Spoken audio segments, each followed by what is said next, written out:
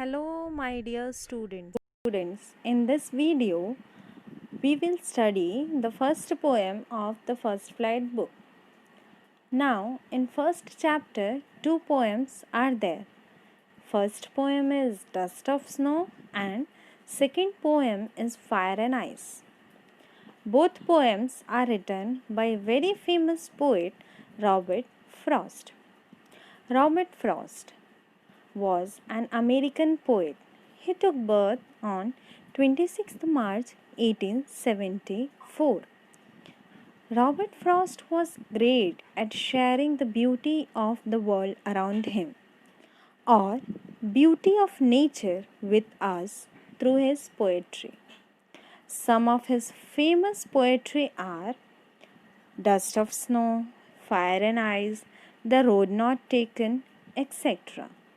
He died on 29th Jan 1963. Now, very first, I'll give you a short introduction of the poem. The poem describes a very simple happening in very simple words. It describes a simple natural happening. The poem tells us that even a small moment or incident has large impact and significance.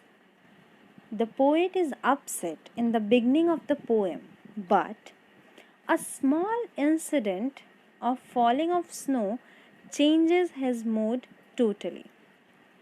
In the end of the poem, the poet feels relaxed and thankful to the nature for saving his day from being wasted. The poet has mentioned crow and hemlock tree in this poem. Now, as you all know that crow signifies his depressive and sorrowful mood, is commonly a symbol of death and fear. And hemlock tree is a poisonous tree with small white flowers. But both these are considered as a bad omen. Now we'll see line by line explanation of the poem, but before that we'll read the poem. Dust of Snow by Robert Frost. The way a crow shook down on me, the dust of snow from a hemlock tree, has given my heart a change of mood and saved some part of a day I had rued. In the first stanza, the poet is saying that once he was sitting or standing, it is not mentioned, but he was under a hemlock tree. Now, due to winter, the snowy flakes have covered the top of the tree. Suddenly, what happened? A crow that was sitting on the tree shakes the tree. As the crow shakes the tree, the fine particles of snow from tree falls on the poet. After that, in the second stanza, the poet is saying that has given my heart a change of mood and saved some part of a day I had rued.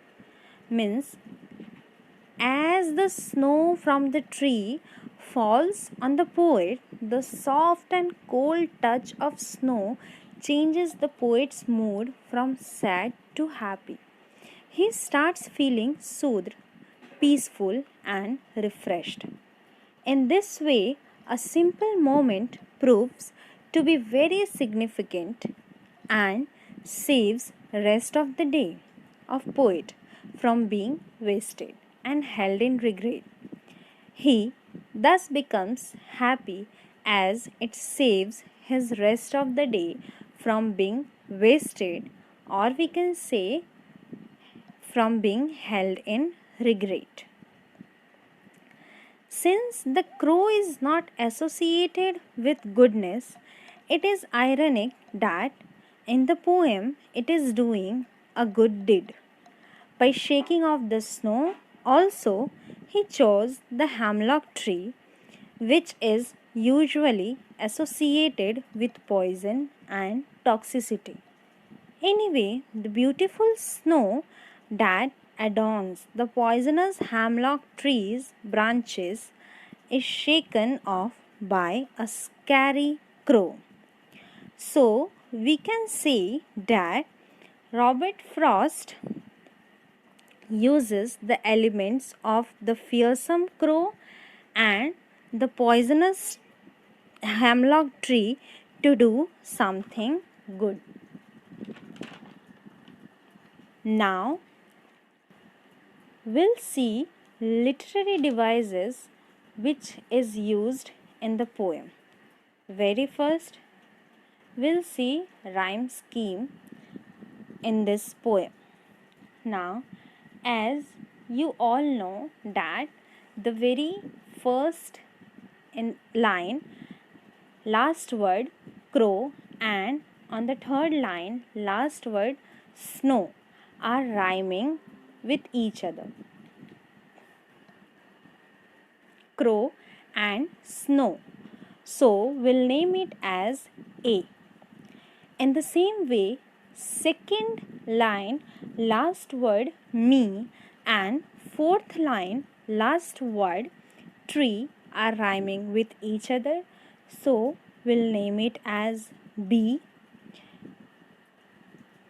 Now further, you all can see that fifth line, last word heart, and seventh line, last word part are rhyming with each other. So we'll name it as C.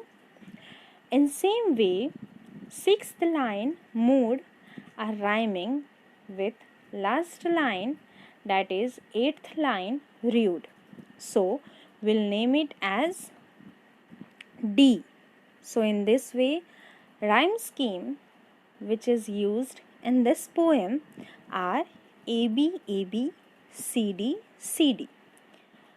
Now we'll see figure of speech which is used in the poem. First figure of speech which is used in this poem is metaphor.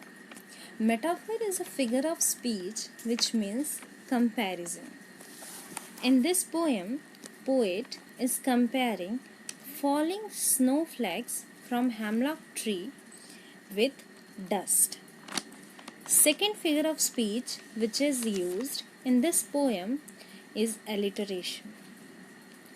Alliteration is a figure of speech which means repetition of consonant sound at the beginning of two or more closely placed words. Now you all can see that in the fifth line has given my heart. H, H are repeating, or HH consonant sound are there at the very beginning in the same line. In same way, second last line and saved some part. SS sound is prominent. Third figure of speech which is used is consonance. Consonance means consonant sound is repeating in the closely connected words. Consonant sound comes in the starting, middle, or end. Now you all can see that the last line of the day I had root. The sound is repeating in these sentence. My dear students, please remember that consonance means consonant sound will come in the starting or middle or end. In the same way, next figure of speech which is used in this poem is assonance. Assonance means if vowel sound is repeating in closely connected words in starting, middle, last, then it is known as assonance. Vowel sound. So, you all can see that the line shook down on me. O sound is prominent in this line, so it is known as assonance. Next figure of speech which is used in the poem is enjambment. Enjambment means the continuation of a sentence without a pause, like for example, no punctuation mark in the last. Line is repeating. So, if you will read and if you will see the poem in the last, no punctuation mark is there on any line. So, it is known as enjambment. So, after reading and after a deep explanation of the chapter, the message which we are getting from the poem is simple act of kindness done can inspire others' enthusiasm and may bring huge change in their lives. A positive change can take place through negativity also. I hope you all got the poem. Thank you very much.